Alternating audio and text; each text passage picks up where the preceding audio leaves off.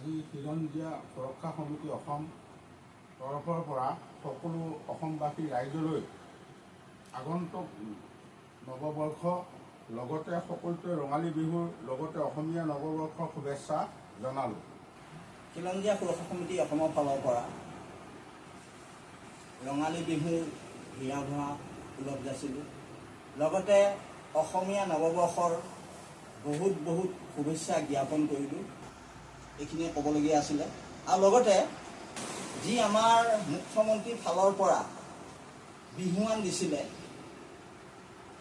মৰিগাঁও জিলাৰ যিজন ব্যক্তিয়ে বাংলাদেশীক ৰক্ষণাবেক্ষণ দিছিলে, পুলিচত আক্ৰমণো কৰিছিলে তেখেতৰ নাম হ'ল হবিবুৰ ৰহমান ছিদ্দিক।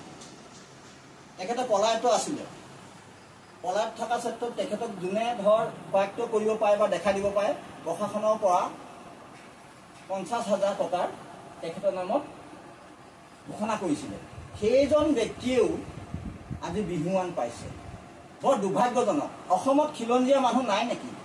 শ্বহীদ পৰিয়ালৰ মানুহ নাই নেকি? জনজাতি জনগোষ্ঠীয় মানুহ নাই নেকি?